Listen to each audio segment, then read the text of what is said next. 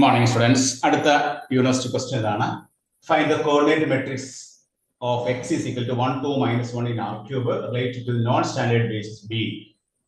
Set 1, 0, 1, 0, minus 1, 2, 2, 3, minus 5. 5 mark in the question at choice. Question paper question. Question paper 11 question. 11 question. 5 mark in the question at choice. Find the coordinate matrix. അപ്പോൾ ഈ question എങ്ങനെയാണ് ചെയ്യുന്നത് നോക്കാം കേട്ടോ. അപ്പോൾ ഈ question ചെയ്യാനായിട്ട് ആദ്യം തന്നെ നമ്മൾ let u is equal to 1, 2, minus 1. u is equal to 1, 2, minus 1. Then b dash എന്ന് പറഞ്ഞാൽ എന്താണ്? b എന്നുള്ളത് b dash is equal to 1, 0, 1, 0, minus 1, 2, 2, 3, minus 5. ഇനി നമ്മൾ എന്ത് ചെയ്യണം? ഈ വെക്ടർ u എന്നുള്ളത് ഇതിന്റെ ലീനിയർ കോമ്പിനേഷൻ ആയിട്ട് എഴുതാം. ഈ മൂന്ന് വെക്ടേഴ്സിന്റെ ലീനിയർ കോമ്പിനേഷൻ ആയിട്ട് നമുക്ക് u നെ എക്സ്പ്രസ് ചെയ്യാം. u നെ എക്സ്പ്രസ് ചെയ്യുമ്പോൾ നമുക്ക് ഇങ്ങനെ എഴുതാം 1, 2, minus 1 is equal to അതിന്റെ ലീനിയർ കോമ്പിനേഷൻ ആയിട്ട് എഴുതുമ്പോൾ നമുക്ക് എന്ത് കിട്ടും? c1 into 101 plus c2 into 0, minus 1, 2 plus c3 into 2, 3, minus 5. c1 into 101 plus c2 into 0, minus 1, 2, c3 into 2, 3, minus 5. Linear combination. ഇനി ആയിരുന്നു നമ്മൾ ഇക്വേഷൻസ് നമ്മൾ കണ്ടുപിടിക്കാം. ഇക്വേഷൻസ് അതാണ് 1 is equal to first equation c1 plus 0, c2 അടുത്തതാണ് 2, c3. ഇതാണ് first equation. Second equation എന്താണ്? 2 is equal to 0, 0, c1 plus minus c2 അടുത്തെന്താണ് 3, c3. അടുത്ത ഇക്വേഷൻ എന്താണ്? minus 1 is equal to c1 plus 2, c2 minus 5, c3. ഇങ്ങനെ മൂന്ന് equations form ചെയ്യും. ഈ equations നമ്മൾ എന്ത് ചെയ്യണം? നമ്മൾ ഇതിൽ നിന്നുള്ള augmented matrix A B augmented matrix A B എഴുതുമ്പോൾ നമുക്ക് ഫസ്റ്റ് ഇതിൽ കിട്ടുന്നത് എത്രയാണ്? 1, 0, 2, 1. ഫസ്റ്റ് റോയില് 1, 0, 2, 1. സെക്കൻഡ് റോയില് 0, minus 1, 3, 2. Second row 0, minus 1, 3, 2.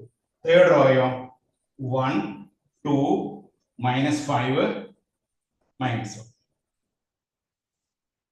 അപ്പോൾ ഈ സിസ്റ്റം ഓഫ് ഇക്വേഷൻസിൽ നിന്ന് നമ്മൾ ഓഗ്മെന്റഡ് മാട്രിക്സ് കണ്ടുപിടിച്ചു. ഫസ്റ്റ് റോയില് 1, 0, 2, 1 വരും. സെക്കൻഡ് റോയിൽ 0, minus 1, 3, 2 വരും. തേർഡ് റോയില് 1, 2, minus 5, minus 1. ഇനി നമ്മൾ ഇതിനെ എക്കലോൺ ഫോമിലോട്ട് കൺവേർട്ട് ചെയ്യണം. എക്കലോൺ ഫോമിലോട്ട് കൺവേർട്ട് ചെയ്യാനായിട്ട് ഫസ്റ്റ് റോ അങ്ങനെയാണ് വരുന്നത് 1, 0, 2, 1. സെക്കൻഡ് റോ ഇവിടെ 0 ആണ്, അപ്പൊ ഒന്നും ചെയ്യേണ്ട ആവശ്യമില്ല. minus 1, 3, 2. തേർഡ് റോ ഇതിൽ നിന്ന് കുറയ്ക്കാം. 1 നിന്ന് 1 കുറച്ചാൽ 0 വരും. 2 നിന്ന് 0 കുറച്ചാൽ 2 വരും. minus 5 നിന്ന് 2 കുറച്ചാൽ minus 7 വരും. minus 1 നിന്ന് minus 1 കുറച്ചാൽ minus 2 വരും. 0, 2, minus 7, minus 2 വരും. ഇനി അടുത്ത സ്റ്റേജിൽ നമ്മൾ എന്ത് ചെയ്യണം? ഈ 2 നമുക്ക് 0 ആക്കണം. 2 0 ആക്കാനായിട്ട് എന്താണ് ചെയ്യുക? Operation 1, 0, 2, 1, 0, minus 1, 3, 2. ഇവിടെ നമ്മൾ ചെയ്യേണ്ടത് ഈ ഇതിനെ, അതായത് R3 changes to R3 plus 2R2. R3 plus 2R2. ഇവിടെ ഈ R2നെ 2 കൊണ്ട് ഗുണിച്ചിട്ട് R3 ആയിട്ട് ആഡ് ചെയ്യുമ്പോൾ ഇവിടെ 0 ആകുമ്പോൾ ഇവിടെ 2 minus 2 plus 2 കൂട്ടുമ്പോൾ 0 ആവും. ഇവിടെ ഒരു 3 6 minus 7 കൂട്ടുമ്പോൾ ഇവിടെ minus 1 വരും. ഇവിടെ 2 4 minus 2 കൂട്ടുമ്പോൾ എത്ര വരും? 2 4 minus 2 2. അപ്പൊ 0, 0, minus 1, 2 വരും. 0, 0, minus 1, 2. അപ്പോൾ അതൊരു എക്ലോൺ ഫോം ആയി. നമ്മുടെ എക്ലോൺ ഫോം കിട്ടി. ഈ എക്ലോൺ ഫോമിൽ നിന്ന് നമുക്ക് c1, c2, c3 വാല്യൂ കണ്ടുപിടിക്കാം. അപ്പോൾ ഫസ്റ്റ് ഇക്വേഷൻ എന്തായിരിക്കും? c1 plus 2, c3 is equal to 1. First equation. ഇതിന്റെ റാങ്ക് എത്രയാണ്? റാങ്ക് 3 ആണ്. നമ്പർ ഓഫ് അൺനോൺസ് 3 ആണ്. therefore യൂണിക് സൊല്യൂഷൻ ആണ്. ആ യൂണിക് സൊല്യൂഷൻ കണ്ടുപിടിക്കാനായിട്ട് c1 plus 2, c3 is equal to 1. അടുത്ത എന്താണ്? minus c2 plus 3c3 is equal to 2. അടുത്ത ഏതാണ്? Minus c3 is equal to minus c3 is equal to. ഇങ്ങനെ നമുക്ക് 3 ഇക്വേഷൻസ് കിട്ടും. 3 ഇക്വേഷൻസ്. ഈ ഇക്വേഷൻ നിന്ന് നമുക്ക് ലാസ്റ്റ് ഇക്വേഷൻ നമുക്ക് c3യുടെ വാല്യൂ എത്രയാണ്? c3 എന്നുള്ളത് -2. c3യുടെ വാല്യൂ നമുക്ക് -2 കിട്ടി. ഇനി c3 ഉപയോഗിച്ച് c2 കണ്ടുപിടിക്കാം. -c2 എന്ന് പറഞ്ഞാൽ എത്രയാണ്? 2 - 3c3. That is 2 - 3 into c3 എന്ന് പറയുന്നത് എത്ര വരും? 3 into -2. അപ്പോൾ പ്ലസ് 2 6. അപ്പൊ 8 വരും. അപ്പൊ c2 എന്നുള്ളത് 8 കിട്ടും. c2 എന്നുള്ളത് 8. അതായത് -c2 ആണ് 8 വരുന്നത്. അപ്പൊ c2 സമം -8. c2ന്റെ വാല്യൂ -8. ഇനി c1 വാല്യൂ. c1 എന്ന് പറഞ്ഞാൽ എന്താണ്? 1 - 2c3. That is 1 - 2 into c3 എത്രയാണ്? -2 ആണ്. അപ്പൊ നമുക്ക് 5. അപ്പൊ c1ന്റെ വാല്യൂ എത്രയാണ്? 5. അപ്പൊ c1 5 കിട്ടി, c2 -8 കിട്ടി, അതുപോലെ c3 -2 കിട്ടി.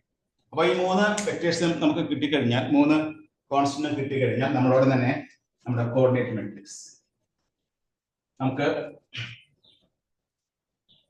ഇവിടെ നമ്മൾ ഈ തന്നിരിക്കുന്ന മെട്രിക്സിനെ 1 2 -1 ദാറ്റ് ഈസ് ഈക്വൽ ടു ഈ c1ന്റെ സ്ഥാനത്ത് എന്ത് എഴുതാം?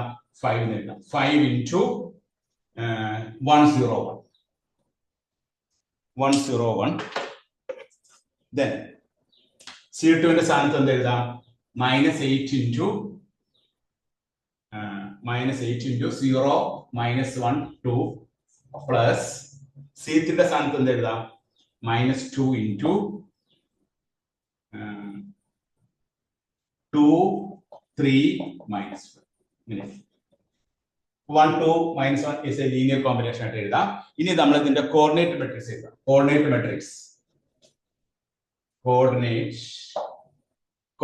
മെട്രിക്സ് എന്ന് പറഞ്ഞാൽ എന്താണ്? Coordinate matrix is equal to v ആണ്. v എന്ന് പറഞ്ഞാൽ b dash is equal to, ഇപ്പൊ നമുക്ക് കിട്ടിയ c1 c2 c3യുടെ വാല്യൂ കോളം ആയിട്ട് എഴുതാം. c1ന്റെ വാല്യൂ എത്ര കിട്ടിയത്? c1ന്റെ വാല്യൂ 5 ആണ്. c2ന്റെ വാല്യൂ എത്ര കിട്ടിയത്? -8 ആണ്. അതുപോലെ c3യുടെ വാല്യൂ എത്ര കിട്ടിയത്? -2. അപ്പൊ 5 -8 -2 ഇതാണ് നമുക്ക് കിട്ടുന്ന കോർഡിനേറ്റ് മെട്രിക്സ്. അപ്പൊ ഈ ഒരു പ്രോബ്ലം വർക്ക്ഔട്ട് ചെയ്യാനായിട്ട് നമ്മൾ എന്താണ് ചെയ്തത്?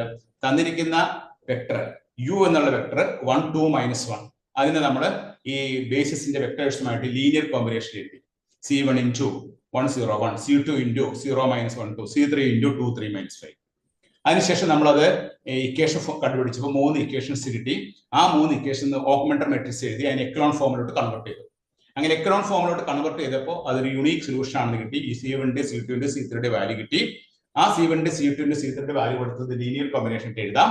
therefore we can write the coordinate matrix. നമുക്ക് കോർഡിനേറ്റ് മെട്രിക്സ് എഴുതാം. കോർഡിനേറ്റ് മെട്രിക്സ് എന്ന് പറഞ്ഞാൽ b dash എന്ന് പറഞ്ഞാൽ എന്താണ്? ഇപ്പൊ കിട്ടിയ c1ന്റെയും c2ന്റെയും c3യുടെ വാല്യൂ നമ്മൾ കോളമായിട്ട് എഴുതാം. c1ന്റെ വാല്യൂ എത്ര കിട്ടിയത്? c1ന്റെ വാല്യൂ നമുക്ക് കിട്ടിയത് 5 ആണ്. c2ന്റെ വാല്യൂ എത്ര കിട്ടിയത്? -8 ആണ്.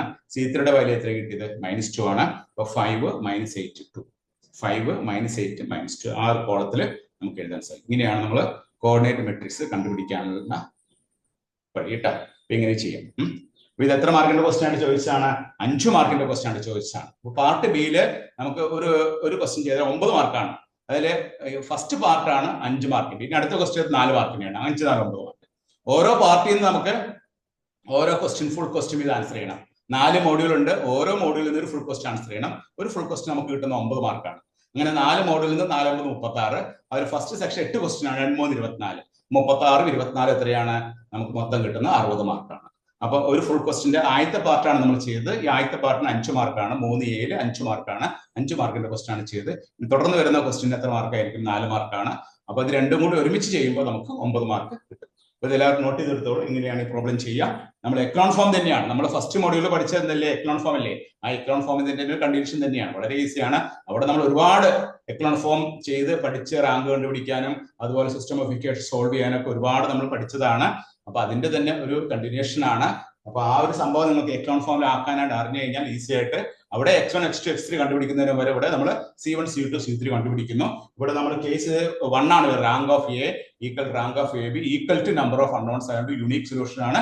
C1 ഒരു വാല്യൂ, C2 ഒരു വാല്യൂ, C3 വാല്യൂ. ഈ 3 വാല്യൂസ് നമുക്ക് കിട്ടി. അത് നമ്മൾ ഇവിടെ എഴുതി വെക്കുന്നു. ഓക്കെ, ശരി, എല്ലാവരും എഴുതിയെടുത്തോളൂ കേട്ടോ.